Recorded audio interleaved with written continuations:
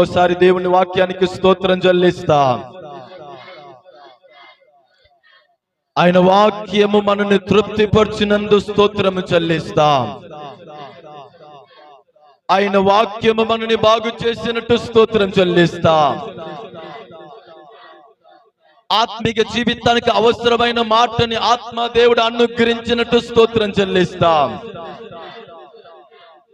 ప్రతి వాక్యము హృదయమని పలకలో విత్తబడినట్టు స్తోత్రం చెల్లిస్తాం. హల్లెలూయా.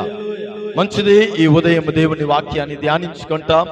మన ధ్యానము కొరకు నిర్గమకాండము 17వ అధ్యాయము 8వ వాక్యం నుండి 13వ వాక్యం వరకు మైకులో చదువుతారు. 8 నుండి 13 మైకులో చదువుతారు. అందరూ మీరు కూడా చూడండి.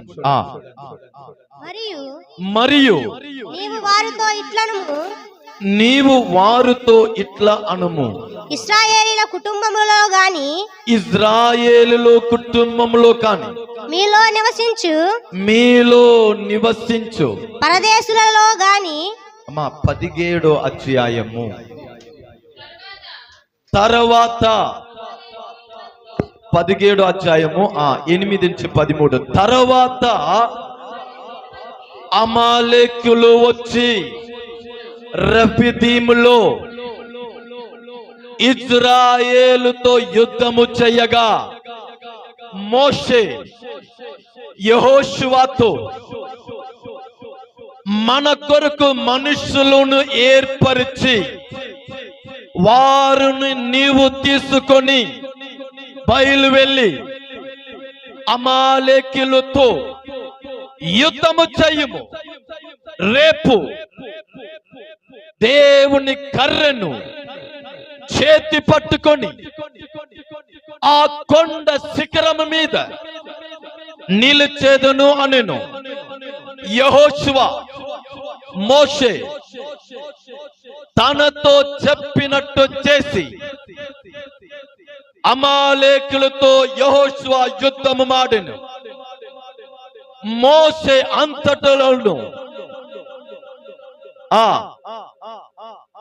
మోషే ఊరు ఆరోను ఆ కొండ శిఖరము ఎక్కిరి. చూడండి, మోషే తన చెయ్యెత్తిన వాడై ఇజ్రాయేలులో గెలిచిరి. మోషే తన చెయ్యిని దించినప్పుడు అమాలేకులు గెలిచిరి. మోషే తన చెయ్యి పైకెత్తగా వారు ఒక రాయి తీసుకొని వచ్చి మోషేని రాయి మీద కూర్చోపెట్టి ఆరోను ఊరు ఒకడు, ఈ పక్కన ఒకడు, ఆ పక్కన ఒకడు మోషే చెయ్యిని ఆదుకొనగా చేతులు సూర్యుడు అస్తమించే వరకు నిలువుగా ఉండెను. అట్లు యెహోషువ అమాలేకు రాజును జనులను గెలిచెను. హల్లెలూయా. చాలా శ్రద్ధగా ఈ మాటను వినాలి. ఇజ్రాయేలు ప్రజల్ని దేవుడు బంధకములో నుండి, చీకటిలో నుండి, చీకటి రాజ్యముగా పిలువబడే ఎగిప్తులో నుండి దేవుడు ఒకే రాత్రిలో విడిపించాడు. అలా విడిపించబడిన ప్రజలతో దేవుడు వాగ్దానం చేశాడు. ఆ వాగ్దాన భూమికి దేవుడే మోషే ద్వారా అద్భుతంగా నడిపిస్తున్నాడు. ఎర్ర సముద్రము ఎదురు వచ్చినప్పుడు దేవుడు దాటించాడు. దాగములో వారు కలవరపడినప్పుడు పండ నీళ్లునిచ్చి దాగాన్ని తీర్చాడు. ఆకలిగా ఉన్నాము అన్ని ప్రజలు కేకలు వేసినప్పుడు దేవదూతలు తినే ఆ మన్నాని దేవుడు వారికి అనుగ్రహించాడు. ఆయా సందర్భంలో శత్రు వారికి విరోధంగా వచ్చేటప్పుడల్లా దేవుడు వారి పక్షంలో నిలబడి యుద్ధము చేసి వారిని ముందు నడిపిస్తున్నాడు. విడిపించబడిన ఇజ్రాయిల్ ప్రజలు తన విశ్వాస ప్రయాణాన్ని కొనసాగుతున్నారు. శోధనలు వస్తుంది, ఆటంకాలు వస్తుంది, ఇబ్బందులు వస్తుంది, కష్టాలు వస్తుంది, శత్రు ఎదుర్కొంటున్నారు. వీటన్నిటిలో కూడా ఓడిపోకుండా, వెనక తిరగకుండా దేవుడు వారిని నడిపిస్తున్నాడు. ఆమేన్ చెప్పండి. ఎందుకు దేవుడు వారిని నడిపిస్తున్నాడు? దేవుడు వారికి వాగ్దానం చేసి ఉన్నాడు, ఆ వాగ్దాన భూమిలో నేనే మిమ్మల్ని చేరుస్తాను. తన మాటలో నిలబడే దేవుడు తన ప్రజల్ని నడిపిస్తా వస్తున్నాడు.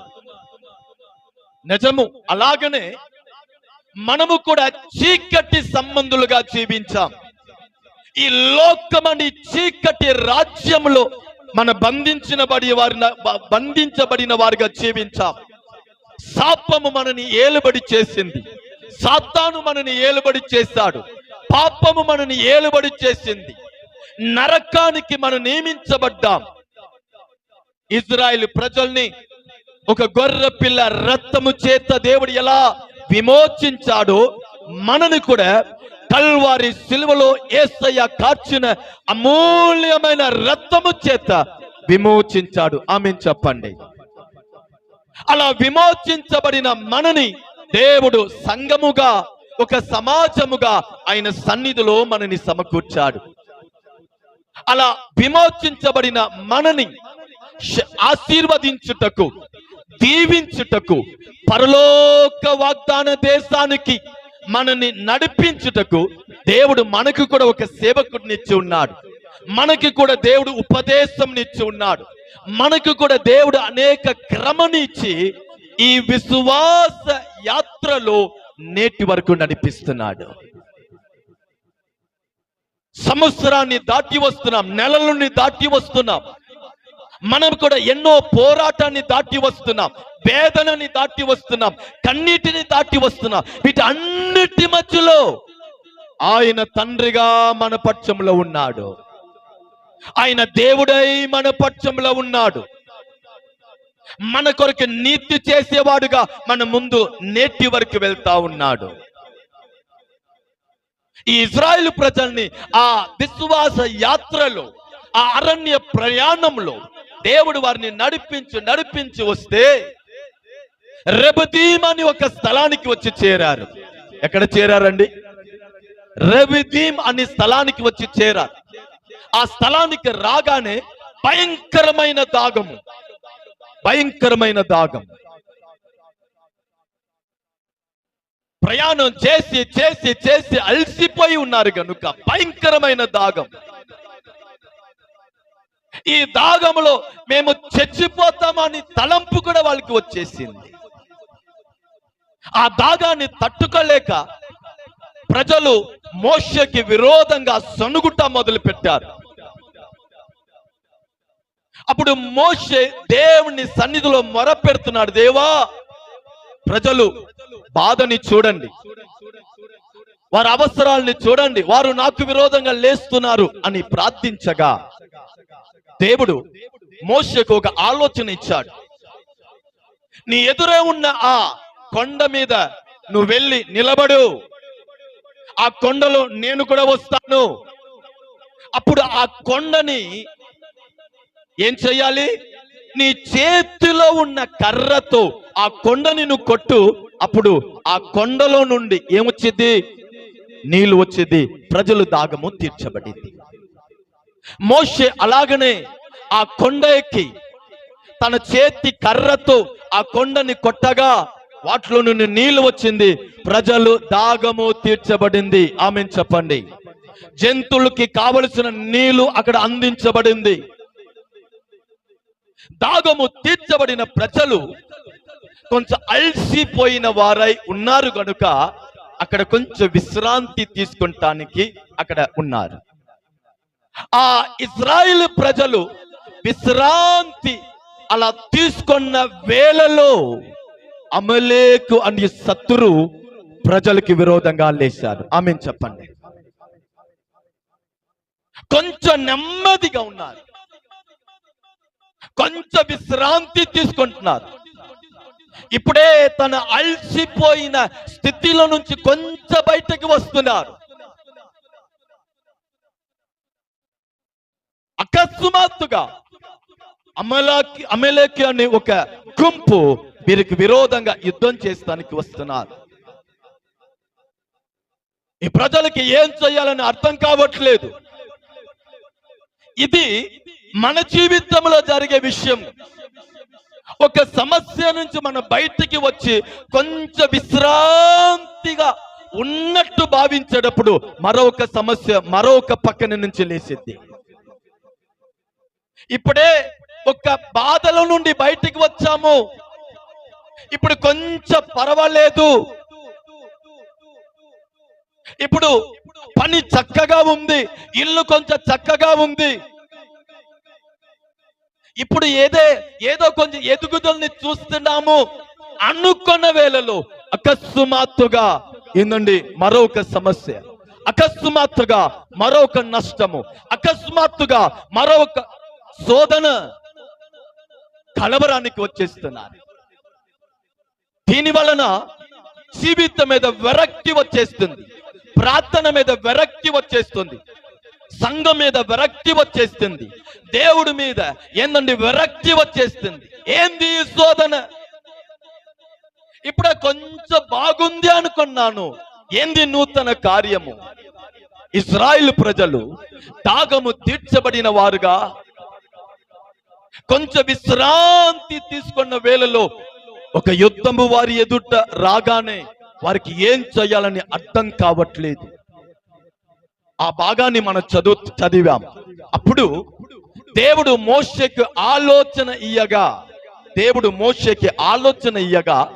ఆ ఆలోచన చెప్పున అక్కడ కొన్ని కార్యక్రమం జరుగుతుంది. దేవుడు అద్భుతమైన జయాన్ని అనుగ్రహించాడు. ఈ ఉదయం దేవుని సంగమా, మన జీవితంలో శోధనలు, పోరాటాలు, ఆటంకాలు, ఇబ్బందులు, ఇరుక్కు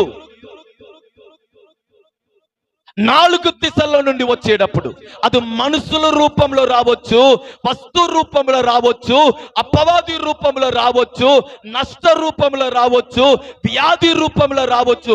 ఏదో ఒక కార్యం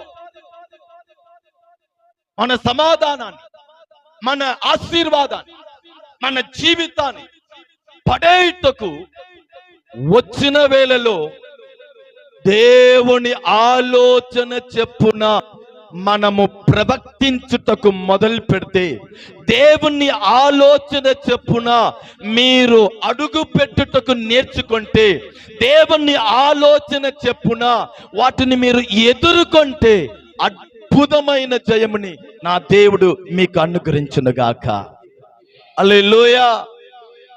ఆయన సర్వజ్ఞాని గనుక ఏ సమస్యని ఎలా ఏందండి హ్యాండిల్ చేయాలి, ఏ శత్రుని ఎలా ఎదుర్కోవాలి అనే ఆలోచనని పరిశుద్ధాత్మ దేవుడు తన పిల్లలకి అనుగ్రహిస్తాడు.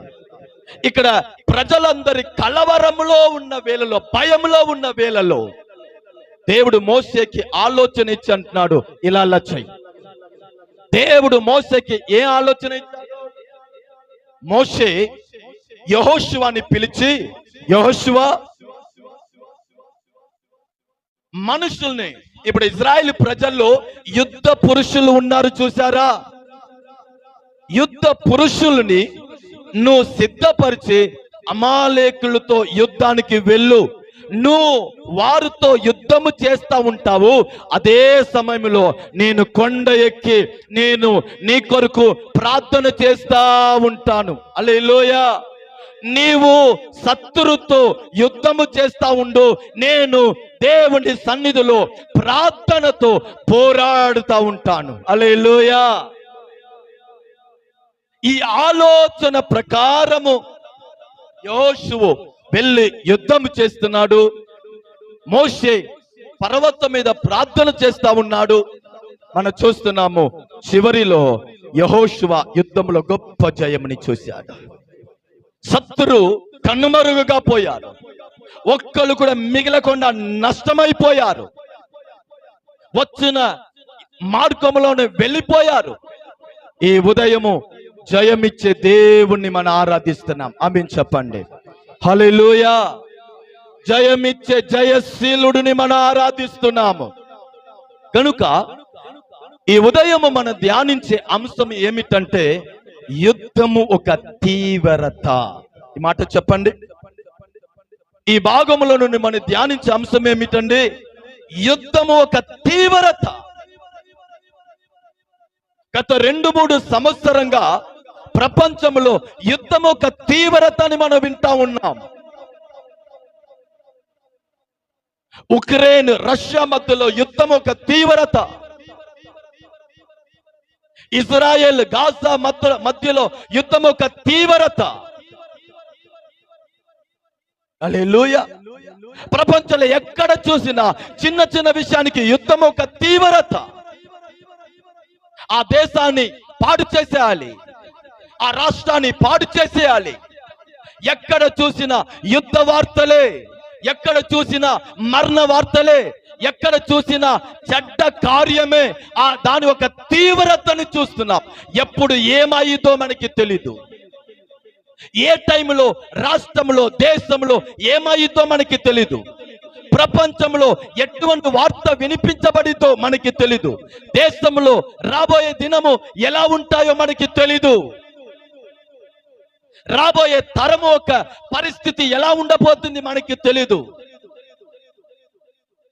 రాబోయే దినములో యమన దేశంలో ఉన్న యవనస్తులు ఒక భవిష్యత్ ఎలా ఉండబోతుంది అనేది తెలీదు. ఎక్కడ చూసిన భయము, కలవరము. హల్లెలూయా. ఇదే పరిస్థితి ఆత్మీయతలో. ఇవాళ మనం ఇక్కడ దేవుణ్ణి ఆరాధిస్తున్నాం, మరొక చోట్ల దేవుణ్ణి ఆరాధించలేని పరిస్థితి. ఇప్పుడు కూడా దేవుణ్ణి భయముతో ఆరాధిస్తున్నారు. గుహలో దేవుణ్ణి ఆరాధిస్తున్నారు, అడవిలో కూడి దేవుణ్ణి ఆరాధిస్తున్నారు. ఎప్పుడు శత్రువు వచ్చేస్తారు, ఎప్పుడు సేవకుల్ని పట్టుకుంటారు, ఎప్పుడు బైబిల్ని పెట్టుకుంటారు అని భయముతో. పరిచర్యని చూడండి, సేవకుల జీవితాన్ని చూడండి. హల్లెలూయా. ఆత్మిక జీవితంలో ఏందండి ఒక తీవ్రంగా అపవాది ఏందండి పోరాడుతా ఉన్నాడు.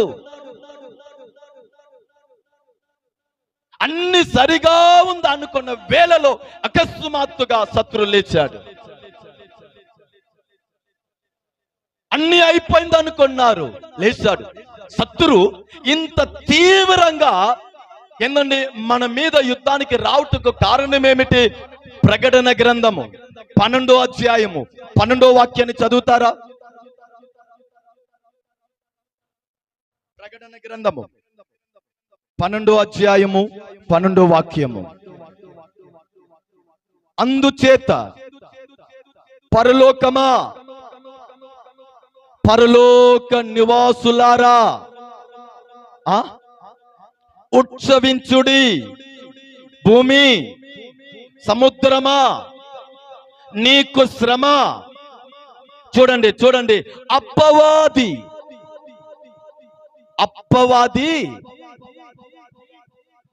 తనకు సమయము కొంచెమే అని తెలుసుకొని బగు క్రూరముగా, ఏందండి క్రూరముగా ఏం చేస్తున్నాడు? మీ ఎద్దకి దిగి వచ్చాడు. పరిచర్య ఎద్దకి దిగి వస్తున్నాడు. సేవకుల ఎద్దకి దిగి వస్తున్నాడు. ఆత్మిక జీవితానికి విరోధంగా దిగి వస్తున్నాడు. పరిశుద్ధతానికి విరోధంగా వస్తున్నాడు. సమర్పణకి విరోధంగా వస్తున్నాడు. సువార్తానికి విరోధంగా దిగి వస్తున్నాడు. రక్షణానికి విరోధంగా వస్తున్నాడు. దేవుని కార్యానికి విరోధంగా దిగి వస్తున్నాడు. దేవుని పిల్లలు ఒక సాక్ష్యానికి విరోధంగా. సాతానుకు ఒక విషయం తెలిసింది. ఏమిటి? నాకు ఈ భూమిలో ఇంకా కొన్ని కాలమే ఉంది, దాని తర్వాత నన్ను దేవుడు నరకములో వేయబోతున్నాడు. నన్ను నరకంలో వెయ్యబోతున్నాడు. తనకి కొన్ని కాలం ఉందని తెలిసిన సాతాను తీవ్రంగా బైబిల్ కాల్చబడుతుంది, శివ సేవకులు కొట్టబడుతున్నారు, సంఘము పడేయబడుతుంది, ఆత్మిక కూటాలు ఆపివేయబడుతుంది.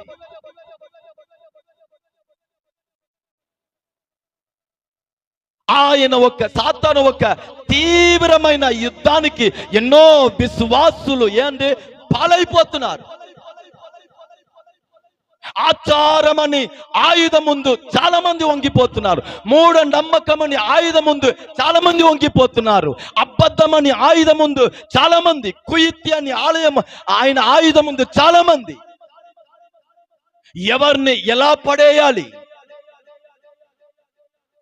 ఆ విషయంలో తీవ్రంగా ఆయన సేవని, విశ్వాసుల్ని, ఆత్మీయతని పడేసి వస్తున్నాడు. కారణం బైబిల్ రాయబడింది, ఆయనకి కొన్ని సమయం ఉందని ఆయనకి తెలిసింది కనుక ఈ సమయం లోపలే ఎంతమందిని, ఎన్ని కుటుంబాన్ని నేను పాడు చేయగలుగుతానో, పడేయగలుగుతానో, దేవునికి దూరం చేయగలుగుతానో, నరకానికి నేను వారిని సిద్ధపరచగలుగుతాను రాత్రి పగలు. అందుకేగా మొదటి పేతురు 5వ అధ్యాయము 7వ వాక్యమా 8, గెర్చిసే సింహం వలె అయ్యా నిబ్బరమైన బుద్ధి గలవారై మెలకువగా. చూసారా ఏవండి, ఇది నిద్రపోయే కాలము కాదు, ఇది నిర్లక్ష్యంగా ఉన్న కాలము కాదు, విశ్వాసములో మౌనంగా ఉన్న కాలము కాదు. నేను సంఘానికి వెళ్ళి వచ్చేసానులే, నాకు ఏ అవ్వదు అని మన అలాగనే మౌనంగా ఉన్న కాలము కాదు. మెలకువగా ఉండుండి. చూసారా, మీ విరోధి అయిన అపవాది గర్జించే సింహము వలె ఎవరిని మింగుదామో అని వెతుకుచు తిరుగుచున్నాడు. రెస్ట్ లేకుండా పని చేసేవాడు ఎవరంటే అపవాది. హల్లెలూయా. మన వాళ్ళు కూడా అప్పుడప్పుడు ఓటీ, డబుల్ ఓటీ. హల్లెలూయా. అసలు రెస్ట్ లేకుండా పని చేసేవాడు ఎవరండి నాకు చెప్పండి. పాడు చెయ్యుటకు, నాశనం చెయ్యుటకు ఆయన రెస్ట్ లేకుండా పని చేస్తున్నాడంటే, రాక్కడికి సిద్ధపడుటకు, పరిచర్య వర్ధిల్లుటకు, అనేక ఆత్మలు యేసయ్యలో రావాలి, అనేకులకు సువార్త అందించబడాలి, అనేకులు సాక్షిగా లేవాలని ఆయన రాజ్యము కొరకు దేవుని పిల్లలుగా మనం ఎంత తీవ్ర కలిగి ఉండాలి. ఆమేన్ చెప్పండి. హల్లెలూయా. నరకానికి ఆయన అంత తీవ్రంగా ఆలోచించి పని చేస్తాడంటే, పరలోక రాజ్యము కొరకు మనని, మన కుటుంబాన్ని, మన గ్రామాన్ని, మన స్నేహితుల్ని, మన రక్త సంబంధులని రక్షణలో తీసుకొని రావుటకు నేను ఎంత అధికంగా తీవ్రపడాలి. నేను రక్షించబడ్డాను అని కూర్చుంటే దేవుడు లెక్క అడగడా? మన మౌనంగా ఉన్న ప్రతి క్షణము ఆయనకి మన అవకాశం ఇచ్చినట్టే. ఆమేన్ చెప్పండి.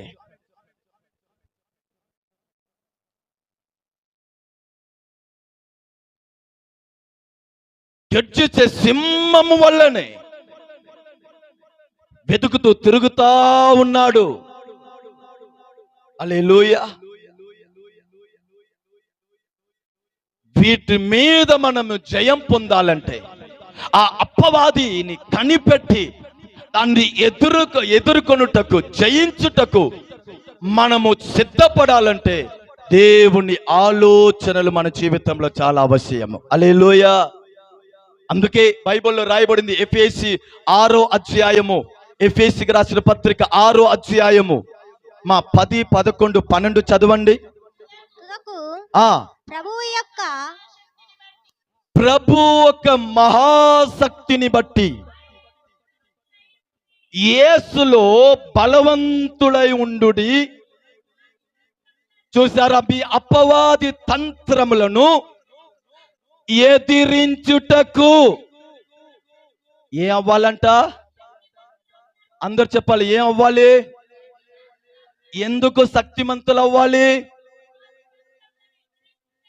అపవాది తంత్రములను ఎదిరించుటకు, పక్కనోడు వారిని కొట్టుటకు కాదు. హల్లెలూయా. బయట రా నిన్ను చూసుకుంటానని బెదిరించుటకు కాదు మన శక్తిమంతులుగా అవ్వాల్సినది. నా అనుభవం ఏ అనుకున్నావు? నా బ్యాక్గ్రౌండ్ ఏ అనుకున్నావు అంటాని కాదు మన శక్తిమంతులుగా అవుటకు. అపవాది తంత్రము ఏం తెలుసా? నిన్ను పడేయాలి, నీ కుటుంబాన్ని పాడు చేయాలి, నీ పిల్లలు దేవుళ్ళు ఎదగకూడదు, నువ్వు ధన్యుడిగా ఉండకూడదు, నువ్వు పరిశుద్ధంగా ఉండకూడదు, నువ్వు దేవునికి సాక్షులుగా ఉండకూడదు. నీ బ్రతుకు దిగజారిన బ్రతుకుగా ఉండాలి, నీ బ్రతుకు కంపుతో నిండిన బ్రతుకుగా ఉండాలి. నలుగురు నిన్ను చూసి చీ అని చెప్పాలి, అలా మార్చబడాలి. అందుకే అపవాది తంత్రముగా తిరుగుచూ వెతుకుచూ ఉన్నాడంట. దానిని కనిపెట్టి దానిని మనము ఓడించాలంటే, జయం పొందాలంటే బైబిల్ ఏం చెప్తుంది? ఏ అవ్వాలా? శక్తిమంతులు అవ్వాలి. దేవుడు ఇచ్చే సర్వాంగ కవచమును, ఈ మాట చెప్పాలి, ఏం ధరించుకోవాలి? దేవుడి ఇచ్చే సర్వాంగ కవచముని, ఆయుధముని ధరించుకొనుముగాక. మిమ్మల్ని చూస్తే మాకు ఆయుధం వద్దయ్యా, నా చెయ్యి చాలయ్యా, ఒక్క దెబ్బ వేస్తే అంతా అయిపోతాడయ్యా, నా నాలుకే చాలయ్యా, రెండు మాట చెప్పానంటే అయిపోతాడయ్యా, ఈ ఆయుధాలు వద్దయ్యా అన్నట్టు మీరు కూర్చున్నారు. హల్లెలూయా. ఆత్మిక జీవితానికి దేవుడు మనకిచ్చే సర్వాంగ కవచంని, ఆయుధంని మీరు ధరించకపోతే నీ జీవితాన్ని పడేటకు లేచి వచ్చే సాతాను ఒక కుయుక్తిని మీరు ఎదిరించలేరు. ఆమేన్ చెప్పండి. హల్లెలూయా. యుద్ధం చెయ్యాలంటే ఇంట్లో కూర్చోవాలా? అందుకే ఎస్తర్ గ్రంథము 4వ అధ్యాయము 14వ వాక్యములో మొర్దెకై ఒక మాట అంటాడు. ఎస్తర్ గ్రంథము 4వ అధ్యాయము 14వ వాక్యము, నీవు ఈ సమయమందు ఏమీయు మాట్లాడగా మౌనంగా ఉంటే యూదులకు సగాయము విడుదలయు మరి ఒక్క దిక్కు నుండి వచ్చును, కాని నీవును నీ తండ్రి ఇంటి వారు నశించెదరు. చాలయ్యా. మొర్దెకై అంటున్నాడు, హామాను ఒక శత్రువు ఇజ్రాయేలు ప్రజల్ని నాశనం చేయుటకు ప్లాన్ మొత్తం చేసేసాడు. ఈ విషయము మొర్దెకైకి తెలిసింది. కానీ రాణిగా ఇప్పుడు ఎవరు ఉన్నారు? రాజభవనంలో ఎస్తర్ ఉంది. ఇప్పుడు దీని మీద యాక్షన్ తీసుకోవాలంటే కేవలం ఎవరి వలన? రాణి ఎస్తర్ వలన. అదే మొర్దెకై అంటున్నాడు, రాణి ఎస్తరు, దేవుడు నిన్ను రాణిగా ఎందుకు మార్చాడు? నీకు ఈ పదవి ఎందుకు ఇచ్చాడు? ఈ సింహాసనం నీకు ఎందుకు ఇచ్చాడు? నువ్వు సంతోషంగా ఉండుటకా? నువ్వు సేఫ్టీగా ఉండుటకా? కాదు. నీ ప్రజలు నాశనానికి పాలై ఉన్నారు. నీ ప్రజల్ని పాడు చేయుటకు హామాను శత్రు సమస్త ప్లాన్ చేసేసాడు. దేవుడు నీకు ఈ స్థానాన్ని ఎందుకు ఇచ్చాడు తెలుసా? నీ ప్రజల్ని కాపాడుటకే. నీ ప్రజల కొరకు నువ్వు లేవాలి. ఈ సమయంలో నీవు మౌనంగా ఉంటే నా దేవుడు వేరే ఏదో దిక్కు నుండి తన ప్రజల్ని విడిపిస్తారు, కానీ నిన్ను లెక్క అడుగుతాడు, నిన్ను వదిలిపెట్టాడు. అందుకే వాళ్ళు ప్రార్థన చేస్తారులే, నేను ఎందుకు ప్రార్థన చేయాలి అని అనుకోవద్దు. వారు తిప్పల్ని వారు పడని నాకెందుకు అని చెప్పవద్దు. వారిని దేవుడు ఏదో ఒక విధములో దేవుడు దర్శిస్తాడు, కానీ నిన్ను లెక్క ఖచ్చితంగా దేవుడు అడుగుతాడు. హల్లెలూయా. మనం కడవరి దినములో ఉన్నాం. మన ఆత్మీయ జీవితానికి విరోధంగా తీవ్రంగా ఒక యుద్ధాలు, వీటిలో మెలుకు కలిగిన వాళ్ళుగా, శక్తివంతులుగా, సర్వాంగ కవచముని ధరించుకున్న వారుగా మన ఆత్మీయ జీవితము ఉండునుగాక. హల్లెలూయా. దేవుడు అటువంటి కృపని మనకి దయచేయునుగాక. దేవుడు అటువంటి కృపని దయచేయునుగాక. ఈ కాలముని గురించి మీరు ఏం చేయకూడదండి? నిర్లక్షణంగా ఉండకూడదు. ఆమేన్ చెప్పండి. యోవాను సువార్త 4వ అధ్యాయము 34-35 ఒకళ్ళు చదువుతారా? యోవాను సువార్త 4వ అధ్యాయము 34-35. యేసు శిష్యులని చూసి, నన్ను పంపిన వాని చిత్తము నెరవేర్చుటయే అతని పని, నాకు ఆగారమై ఉన్నది. ఇప్పుడు చూడండి, ఇంకా 6 నెలలు తర్వాత, ఇంకా 4 నెలలు తర్వాత కోతకాలము వచ్చును అని మీరు చెప్పుదురు కదా. ఇదిగో కన్నులెత్తి పొలమును చూడురి, అది ఇప్పుడే కోతకి వచ్చి ఉన్నది మీతో చెప్పుచున్నాను. శిశులు అంటున్నారు, కోత కొయ్యుటకు ఇంకా 4 నెలలు ఉంది, ఇంకా సమయం ఉంది.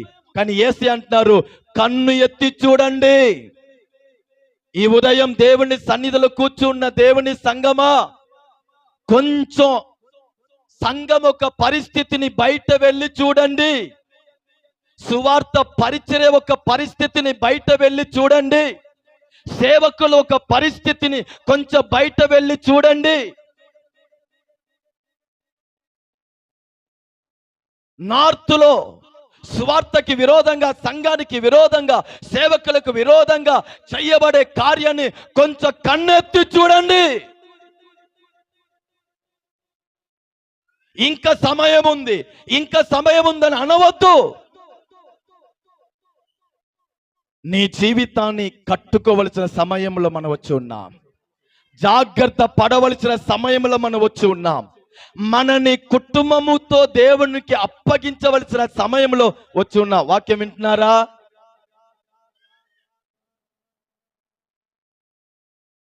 హల్లెలూయా.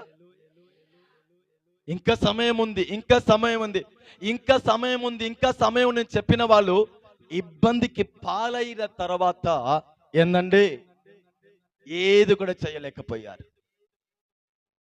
సమస్య వచ్చే మునుపే మనము జాగ్రత్త పడితే ఎంత ఆశీర్వాదంగా ఉంటాయి. ఆమేన్ చెప్పండి. హల్లెలూయా.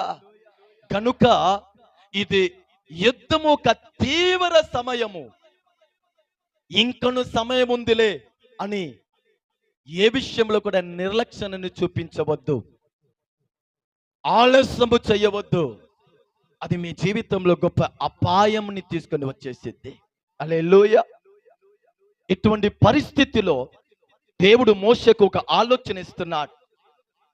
ఈ యుద్ధాన్ని ఎలా నువ్వు ఎదుర్కోవాలి, ఈ అమలేకర్ని ఎలా నువ్వు ఓడించాలి, తన ప్రజలని ఎలా నువ్వు కాపాడాలి అని దేవుడు ఆలోచన చెప్పాడు. హల్లెలూయా. మొదటిగా యోషువ మైదానంలో నిలిచి ఉన్నాడు. ఈ మాట చెప్పండి. నేను 3 కార్యం మీకు చెప్తాను. మొదటిగా, మన జీవితంలో అపవాది మీద యుద్ధము చేసి మనము జయము పొందాలంటే, మన స్థిరపడాలంటే, మొదటిగా ఈ మాట చెప్పండి, యెహోషువ యుద్ధ మైదానంలో నిలబడి ఉన్నాడు. హల్లెలూయా. అదే మన వాక్యంలో చూస్తాము. మోషే యెహోషువతో అన్నాడు, నీతో ఉన్న వారిని సమకూర్చి వెళ్ళి ఏం చెయ్యాలి, అమలేకుతో యుద్ధము చెయ్యి.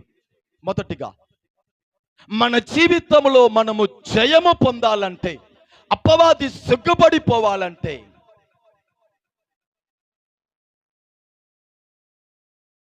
కూలిపోయేవారుగా కాదు, నిలబడేవారుగా, చీకటిలో కాదు వెలుగుగా,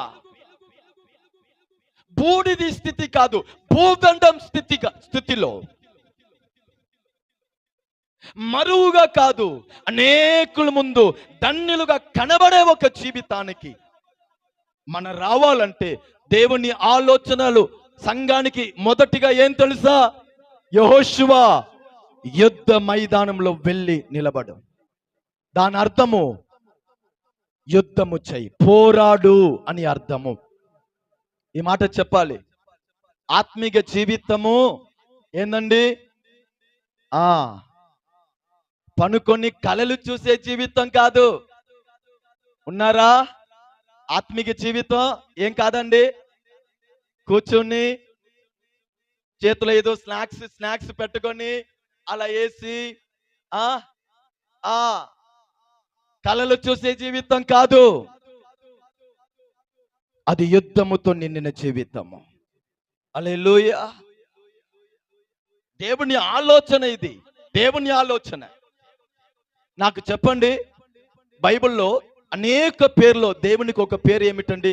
సైన్యములకి అధిపతి అయిన దేవుడి దగ్గర ఉన్న సైన్యము కంటే మించిన సైన్యం ఈ భూమిలో ఉందా?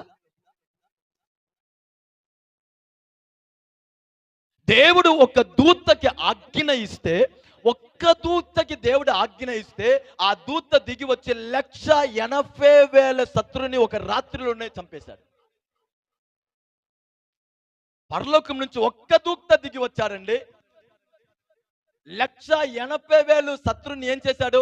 ఒక్క రాత్రిలోనే పడేసి వెళ్ళిపోయాడు. దేవుడు దిగి రావాల్సిన అవసరం లేదు, ఆయన దూత ఒకరిని పంపిస్తే చాలు.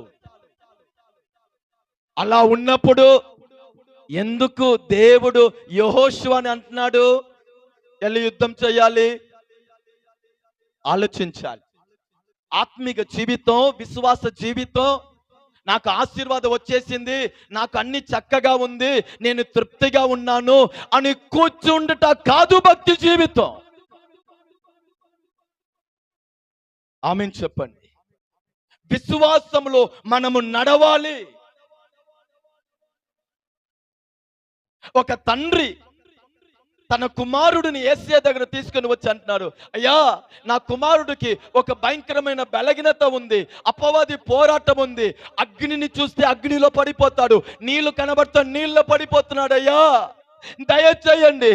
మీ శిష్యుల దగ్గర వెళ్ళాము, వారు ప్రార్థించారు, ఏది కూడా జరగలేదు, దయచేయండి.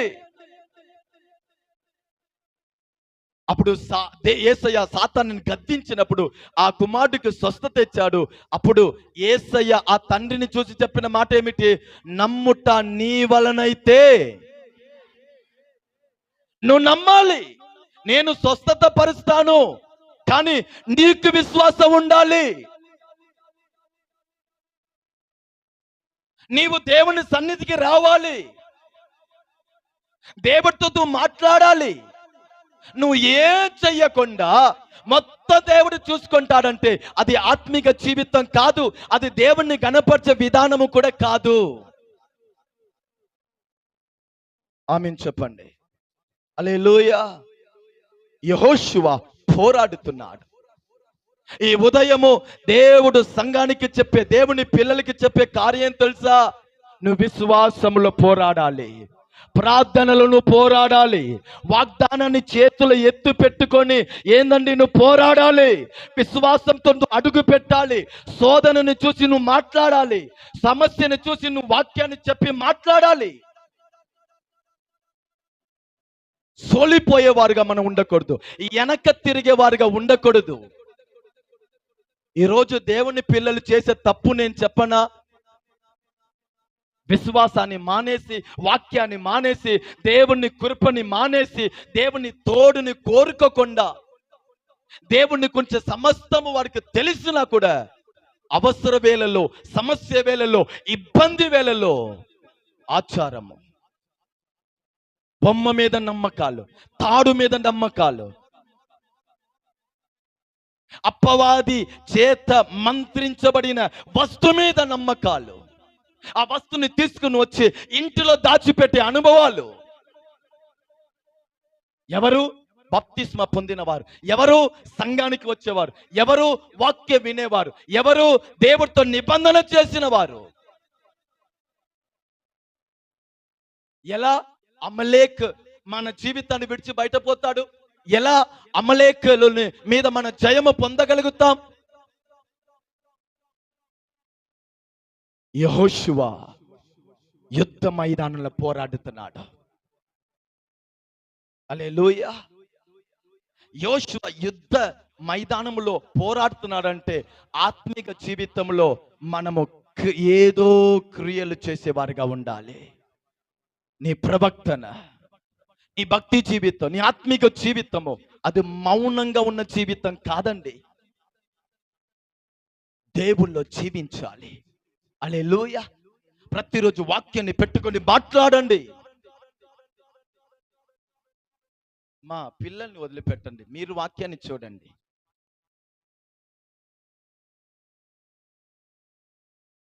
ఎన్ని కాలం మనము వాక్యాన్ని విని దేవుణ్ణి అన్ని కార్యాన్ని తెలుసుకున్న తర్వాత కూడా మనం మౌనంగా ఉండి మనం సాధించినది ఏమిటి? మన ఇంటిలో ప్రార్థన ఏందండి? ప్రార్థనలో మనం పోరాడుతున్నామా? యాకోబు తన కుటుంబముతో మరలా దేవుడు తనకి చెప్పిన దాని దేశానికి వస్తా ఉన్న వేళలో యాకోబుకి విరోధంగా వస్తున్నాడని తెలియగా యాకోబు ఏం చేశాడండి? అన్నని చంపుటకు ప్రయత్నం చేశాడా? మనుషుల్ని సెట్ చేశాడా? తన పని మనుషులు, తన కుటుంబం, తన పిల్లలు, తన కలిగిన సమస్తాన్ని ఒక పక్కన చేర్చి నది ఇవతల ఒంటరిగా ప్రార్థనలో పోరాడా కాదా? చెప్పండి. బైబిల్ చెప్పే మాట, ఆయన పోరాడి ఆశీర్వాదాన్ని పొందాడు. ఆమేన్ చెప్పండి. హల్లెలూయా. మన తెలివితో, మన బలముతో, మన అనుభవంతో, మన మనుషులతో దేవుని ఆశీర్వాదాన్ని మనము ఏ కాలములో కూడా పొందలేము. విశ్వాసములో మన పోరాడేవారుగా ఉన్నప్పుడు, విశ్వాసంలో మన క్రియలు చేసేవారుగా ఉన్నప్పుడు, వాక్యాన్ని చేతులు ఎత్తు పెట్టుకొని మనం మాట్లాడినప్పుడు అపవాది ఓడిపోతున్నాడు. మనకి జయముని నా దేవుడు అనుగ్రహిస్తున్నాడు. హల్లెలూయా. సమస్యగా ఉందా? సంఘంలో వచ్చి మోకరించండి. బాధగా ఉందా? ఇబ్బందిగా ఉందా? భయంగా ఉందా? దేవుని సన్నిధికి, ఈ స్థలానికి వచ్చి ఏడవండి. దేవుడితో ప్రార్థించండి. విశ్వాసంలో పోరాడండి. దేవుడు జవాబు ఇవ్వకపోతే నన్ను అడగండి. హల్లెలూయా. కనుక అమ్మెలేకర్ని మనం ఓడించాలంటే మొదటిగా యుద్ధ మైదానంలో ఆత్మీయ కృపని, సర్వాంగ కవసముని పొందిన వాళ్ళుగా మన క్రియలు చెయ్యుముగాక. హల్లెలూయా. రెండోది, మోషే కొండ మీద ఉండుట. రెండోది, మోషే ఎక్కడ ఉన్నాడండి? కొండ మీద. యెహోషువ మైదానంలో శత్రుతో పోరాడుతున్నాడు. రెండోది, మోషే కొండ మీద ప్రార్థనలో దేవుడితో పోరాడుతున్నాడు. ఆమేన్ చెప్పండి. హల్లెలూయా. దేవుడితో ప్రార్థనలో పోరాడుట మతలం దేవుడితో యుద్ధం చేయుట అని అర్థం కాదు, ఆయనతో మాట్లాడుట. హల్లెలూయా. దేవా, నీవు ఆశీర్వదించకపోతే నన్ను ఎవరై ఆశీర్వదిస్తారు? మోషేకు ఒక విషయం తెలుసు, దేవుడితో మాట్లాడిన వాడు ఎన్నడూ కూడా సిగ్గుపడడు. ఆమేన్ చెప్పండి. దేవుడితో మాట్లాడిన వాడు ఎన్నడూ కూడా ఓడిపోవడు. అందుకే 34వ కీర్తన 5వ వాక్యము చదువుతారా? 34వ కీర్తన 5వ వాక్యము, వారు ఆయన తట్టు చూడగా, వారికి ఈ మాట చెప్పండి, ఆయన తట్టు చూడగా వెలుగు కలిగెను, వారు ముఖము ఎన్నడను లజింపకపోవును. హల్లెలూయా. మీరు ఆయనతో ప్రార్థించేవారైతే, నీ ఇల్లు ప్రార్థించే ఇల్లు అయితే, నీ హృదయంలో ప్రార్థన ఆత్మ ఉందంటే, నీ జీవితంలో ప్రార్థించుటకు సమయం ఉందంటే, నువ్వు ఇంకా చీకటిని చూడవు. ఆమేన్ చెప్పండి. ఆయన తట్టు చూసిన వారు ఏమయ్యారంట? ముఖము ప్రకాశించింది, ఇంకా ఎన్నడూ సిగ్గుపడరు. ఆమేన్ చెప్పండి. హల్లెలూయా. నువ్వు సిగ్గుపడవు, నువ్వు ఓడిపోవు, నువ్వు కృంగిపోవు, నువ్వు కూలిపోవు. ఎందుకంటే నీవు ఆయన తట్టు చూస్తున్నావు కనుక. పిల్లల విషయంలో దేవుడితో మాట్లాడుతున్నారా? ఇల్లు విషయాన్ని గురించి దేవుడితో మాట్లాడుతున్నారా? పని విషయాన్ని దేవుడితో మాట్లాడుతున్నారా? ప్రతిరోజు ప్రతి విషయాన్ని దేవునికి ప్రార్థనలో తెలియజేస్తున్నారా? ఎంతమంది ఉన్నారు?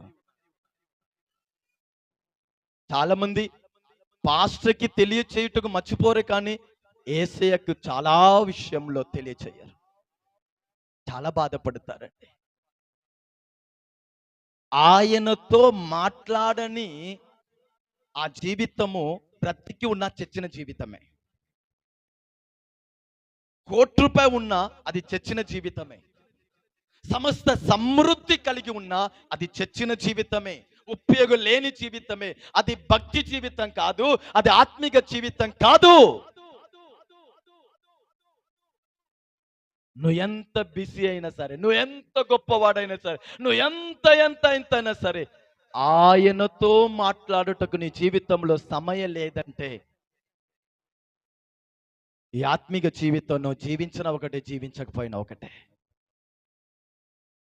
అమ్మా, ఈ ఊపిరి ఆయన దయ వలనే కదా మనలో ఉంది. ఈ కాల్లో బలం ఉందని మీరు నడుస్తున్నారా? ఆయన కృప వల్లనే కదా. నీ చేతిలో, నీ శరీరంలో మంచి బలం ఉందని నువ్వు పని చేస్తున్నావు అని అనుకుంటున్నావా? ఆయన ఇచ్చిన బలము కాదా? ఆయన దయ వలన కాదా నువ్వు పని చేస్తున్నావు? ఆయన దయ వలన కాదా నువ్వు బయటికి వెళ్ళి క్షేమముగా ఇంటికి వస్తున్నావు? ఆయనకి కృతజ్ఞత చెప్పుటకు నీకు సమయం లేదా? ప్రార్థించుటకు సమయం లేదా? ఒక అధ్యాయం చదువుటకు సమయం లేదా? సంఘానికి ఒక అరగంట వచ్చి కూర్చుంటానికి సమయం లేదా? అమలేకుని మీద నువ్వు ఎలా జయ పొందుతావు? నీ కొరకు దేవుడు సిద్ధపరిచిన ఆ గొప్ప ఆశీర్వాదాన్ని ఎలా నువ్వు పొందుతావు? విశ్వాసంలో నువ్వు క్రియ చేసేవాడుగా ఉండాలి. రెండోది, నువ్వు ఎంత ఏ స్థితిలో ఉన్నా సరే, నీ జీవితంలో ప్రార్థన నీకు దూరం అవ్వకూడదు. ఆమేన్ చెప్పండి. నీ జీవితంలో ప్రార్థన దూరం అవ్వకూడదు. దేవుడితో మాట్లాడే అనుభవం దూరం అవ్వకూడదు. ఎన్ని వ్యర్థమైన ముచ్చట్లు, ఎన్ని వ్యర్థమైన జోక్స్, ఎన్ని వ్యర్థమైన కార్యాలు, వాటన్నిటినీ పక్కన పెడితే ఆయనతో మాట్లాడటకు ఎన్ని సమయాలు మనకు ఉంటాయో. ఫోన్లు తీసుకుంటే గంటలు గంటలు, స్నేహితులతో మాట్లాడుటకు మొదలు పెడితే గంటలు గంటలు, బయట వెళ్ళి వస్తే గంటలు గంటలు, వ్యర్థమైన మాటలు గంటలు గంటలు, అనవసరమైన కార్యం మీద గంటలు గంటలు, వీటన్నిటిలో సమయం తీస్తే వాక్యానికి ఎంత సమయం మనకు ఉంటాయో, ప్రార్థించుటకు ఎంత సమయం మనకు ఉంటాయో, మనలాగా ధన్యులు ఈ భూమిలో మరొకరు ఉండరు. ఆత్మీయతని మన దగ్గర అనేకులు నేర్చుకుంటారు. భక్తిని అనేకులు మన దగ్గర నేర్చుకుంటారు. విశ్వాసాన్ని అనేకులు మన దగ్గర నేర్చుకుంటావు. నీవు దేవుడితో ఉంటే నీ దగ్గర ఆత్మీయతని అనేకులు నేర్చుకుంటారు. ఆమేన్ చెప్పండి. ఆత్మీయ జీవితం ఒకరోజు సంఘానికి వెళ్ళి వచ్చేసాము అని తృప్తి పడేది కాదు. ప్రతిరోజు మెలకువ కలిగి, ప్రతిరోజు విశ్వాసంలో క్రియలు చేసేవారుగా, ప్రతిరోజు నువ్వు ప్రార్థించేవారుగా, ప్రతిరోజు నిన్ను పరిశోధించి, ప్రతిరోజు వాక్యానికి నిన్ను అప్పగించి, ప్రతిరోజు నిన్ను దేవునికి అప్పగించి నీ దేవుల్లో కట్టబడాలి. ఆమేన్ చెప్పట్లేదు. మీరు చాలా మౌనంగా ఉన్నారు. హల్లెలూయా. ఎందుకంటే యుద్ధం ఒక తీవ్రతలో మనం ఉన్నాం.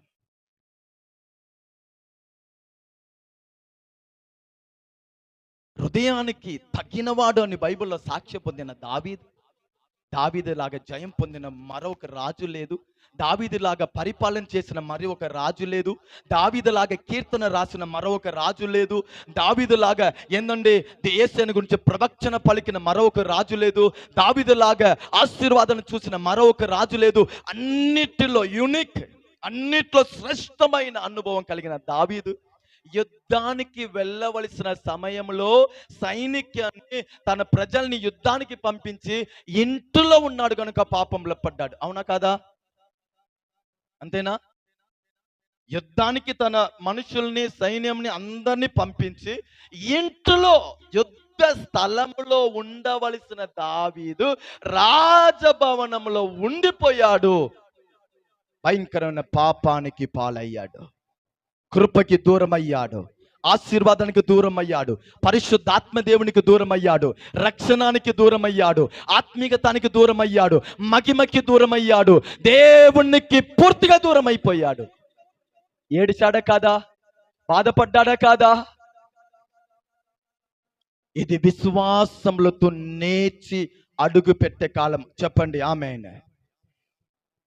కొండ వెక్కే సమయం ఇది. అనగా దేవుడితో నువ్వు మాట్లాడాలి, ప్రార్థించాలంటే ప్రార్థించాలి. కారణాలు, సాకుపోకులు చెప్పకూడదు. ఎందుకు తెలుసా? యుద్ధాలు జరుగుతుంది. అమ్మా, భర్త పనికి వెళ్ళాడు. ఇంట్లో నీ పని ముగించుకొని నువ్వు ఏం చేస్తున్నావు? దేవుడి సన్నిధిలో ఒక అరగంట కూర్చుంటే నీ భర్తకి క్షేమం ఉండదా? నీ పిల్లలకి క్షేమం ఉండదా? రాకపోగుల్లో దేవుని కాపుదల వారి మీద ఉండదా? అపవాది కుయిత్తికి వాడు విసిరిన వలకి నీ భర్త, నీ పిల్లలు, నీ తల్లి తండ్రి కాపాడబడరా?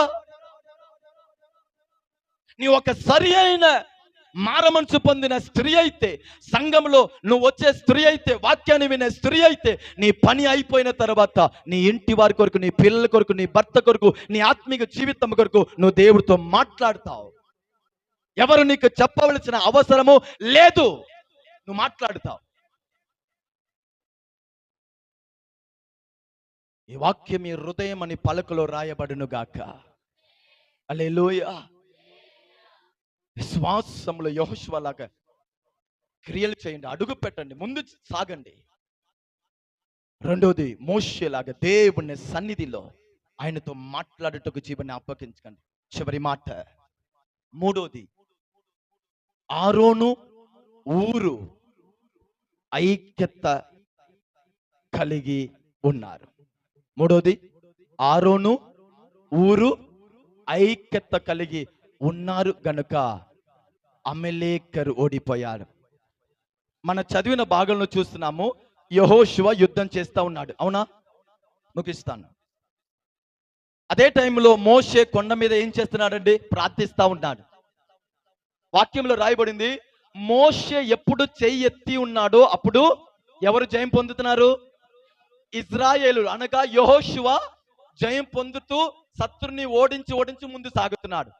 ఎప్పుడు మోషే కొంచెం అలసిపోయి తన చెయ్యిని కింద చాపాడో అప్పుడు శత్రు ఇజ్రాయెల్ మీద ఏం చేశారు? జయం పొందుతున్నారు. ఇజ్రాయెల్ ప్రజలు ఓడిపోతున్నారు. మరలా మోసే చేయి ఎత్తుతున్నాడు, యోషువ కొట్టుకొని వెళ్తున్నాడు. మోసే చేయి దించుతున్నాడు, శత్రు వీళ్ళ మీద జయం పొందుతున్నారు. ఇప్పుడు దీనిని ఎవరు గమనించారు? మీరు ఇప్పుడు నన్ను గమనిస్తున్నారా?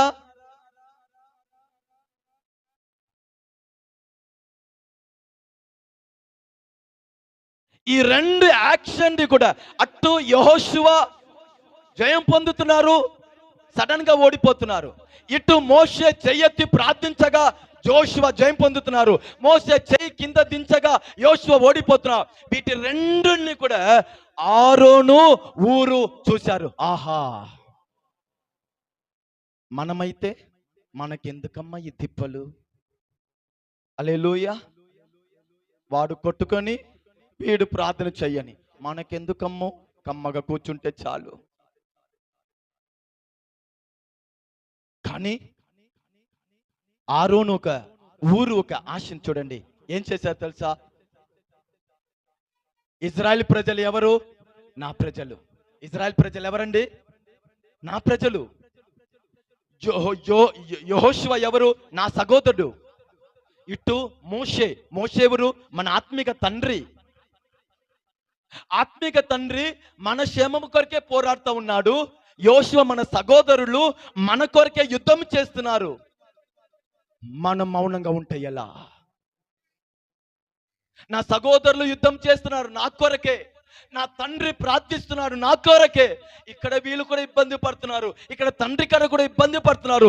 ఈ ఇబ్బంది మధ్యలో నేను చూసి కూడా చూడనట్టు వెళ్ళిపోతే ఇది తప్పు కాదా? ఏం చేశా తెలుసా?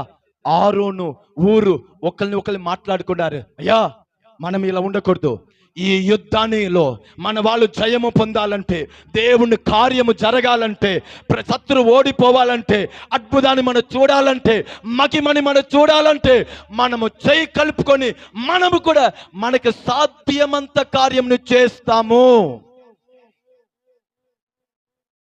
వాళ్ళు ప్రసంగం చేస్తున్నారు చెయ్యని, వాళ్ళు ప్రార్థన చేస్తున్నారు చెయ్యని, వాళ్ళు సేవ చేస్తున్నారు చెయ్యని, వాళ్ళు ఊడిస్తున్నారు ఊడవని, వారు చేపలు వేస్తున్నారు వెయ్యని, వాళ్ళు పాడుతున్నారు పాడని.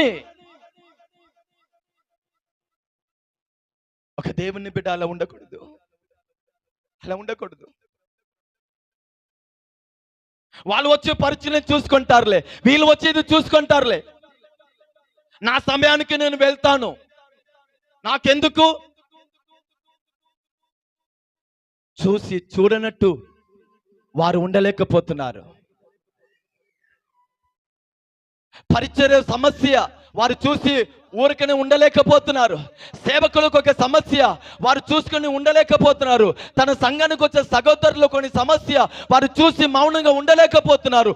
మనము కూడా ఏదో చెయ్యాలి. ఈ మాట పరిచర్యకి సంబంధించినది, ఈ మాట సేవకి సంబంధించినది, ఈ మాట విశ్వాస కుటుంబానికి సంబంధించినది, ఈ మాట ఏంటంటే సువార్తకి సంబంధించినది. నువ్వు తృప్తిలో ఉన్నవాడా? ఎదుటవాడు క్షేమం నిన్ను ఇష్టపడేవాడా? నేను వరకు ఆశీర్వాదంలో, నేను వరకు భక్తిలో, నేను వరకు నా కుటుంబము, నా రాబడి, నా కార్యము, నేను వరకు పరలోకం. స్వార్థముగా నీ ఆత్మీయత ఉందా? నాతో ఉన్నవాడు కూడా రక్షించబడాలి, నా సేవకుడు ఇంకా బాగుగా వాడబడాలి, నా సంఘానికి అనేక ఆత్మలు రావాలి, సంఘానికి వచ్చే అనేకులు ఇప్పుడు బయట ఉన్నారు, వారు కూడా సంఘానికి రావాలి.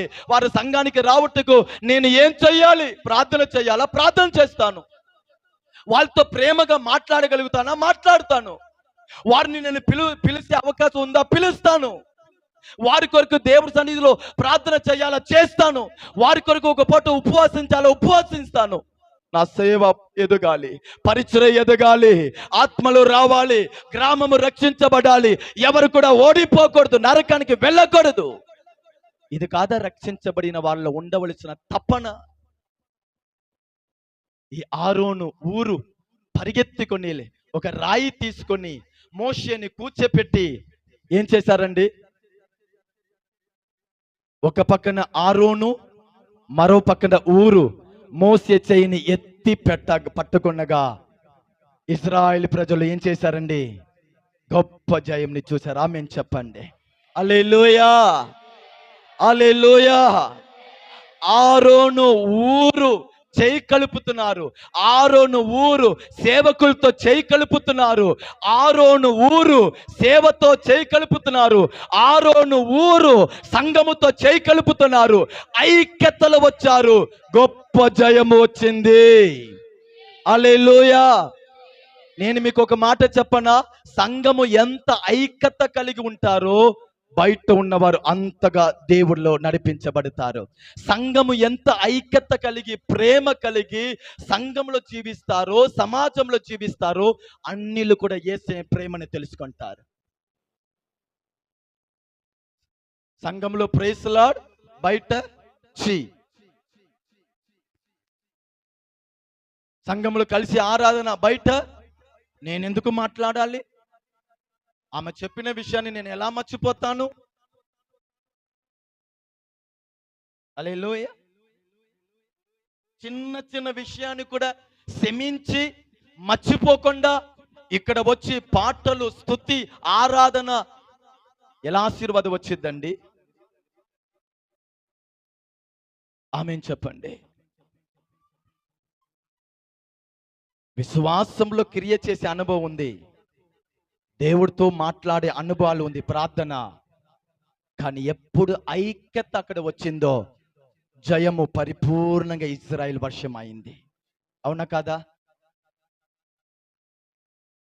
ఈ పరిచర్య వర్ధిల్లాలంటే సంఘము ఐక్యత కలిగి, ప్రేమ కలిగి పరిచర్య చేయాలి. పరిచర్యలో దేవుడు అద్భుతం చేయాలంటే సంఘంలో ఉన్న విశ్వాసులు ఐక్యత కలిగి, ప్రేమ కలిగి ప్రార్థించాలి. ఈ సంఘము పరిచర్య అనేకులకు దీవెనకరంగా మారాలంటే, అనేకులు నరకానికి తప్పించబడాలంటే, అద్భుతాలు జరగాలంటే సంఘానికి వచ్చే దేవుని పిల్లలు క్షమించేవారుగా, ప్రేమించేవారుగా, ఐక్యత కలిగిన వారుగా, ఒకళ్ళ మీద ఒకళ్ళు ఏంటంటే ప్రార్థించేవారుగా, సహాయం పడేవాడుగా సేవలో, పరిచర్లో, సంఘములో కనబడుముగాక.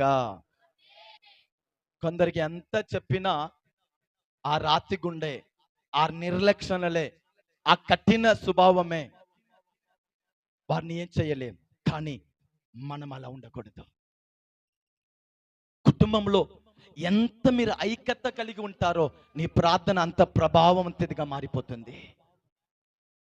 కుటుంబంలో ఐక్యతని ఎట్టి పరిస్థితులు వదిలిపెట్టవద్దు. పని స్థలంలో ఎవరితో విరోధం వద్దు, ఇంటిలో ఎవరితో విరోధం వద్దు. ఐక్యతని ఎట్టి పరిస్థితులు కూడా వదిలిపెట్టకూడదు. ఐక్యతని కాపాడుకోండి, నీ ప్రార్థనకి జవాబు ఉంది.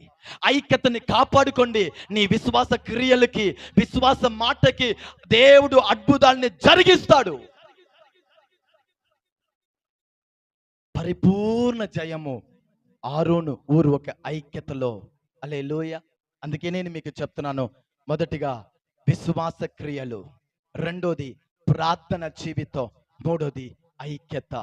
ఇది మూడు మన జీవితంలోనే శత్రుని ఏందండి ఓడిస్తుంది. గొప్ప జయాన్ని మనం చూడగలుగుతున్నాము. ఆ జయము చూసిన తర్వాత ఆ స్థలానికి పేరు పెడుతున్నాడు యెహోవా నిసి, జయమిచ్చే దేవుడు. నీ జీవితంలో వచ్చే ప్రతి శోధన, ప్రతి పోరాటం, ప్రతి యుద్ధం మీద నువ్వు జయము కలిగిన వాడుగా నిలబడాలంటే, దేవుడు నీ జీవితంలో యెహోవా నిసిగా ఉండాలంటే, జయ జెండాగా ఉండాలంటే, నువ్వు ఆశీర్వాదంలో, ఆత్మీయతలో జయము పొందిన వాడుగా ముందు సాగాలంటే, ఈ ఉదయం దేవుడు నీకు చెప్పే ఒక ఆలోచన తెలుసా? విశ్వాసంలో క్రియలు చేసేవాడుగా ఉండు, ప్రార్థన జీవితం కలిగిన వాడుగా ఉండు, ఐక్యతలో ఏందండి స్థిరంగా మీరు ఉండండి. యెహోవా నిసి నీ జీవితంలో అద్భుతాన్ని జరిగించును గాక. ఇప్పటి వరకు ఎన్ని విషయంలో మీరు ఓడిపోయి ఓడిపోయి ఓడిపోయి పడిపోయి ఉన్నారో వాటన్నిటిలో నా దేవుడు గొప్ప జయముని అనుగ్రహించును గాక. గొప్ప జయాన్ని అనుగ్రహించును గాక. గొప్ప జయంని అనుగ్రహించును గాక. వెలుగు దిగి వచ్చును గాక. క్షేమము దిగి వచ్చును గాక. ఆటంకాలు తొలగిపోవును గాక. ఆగిపోయిన ఆశీర్వాదము వచ్చును గాక. మరువైన ధనము నా మీద వచ్చును గాక. హల్లెలూయా. దేవుని ఆలోచనకి అప్పగిస్తాం, దేవుడు మనని దీవించును గాక. అందరం మోకరిస్తాం. చిన్న ప్రార్థన. దేవానికి స్తోత్రం. దేవా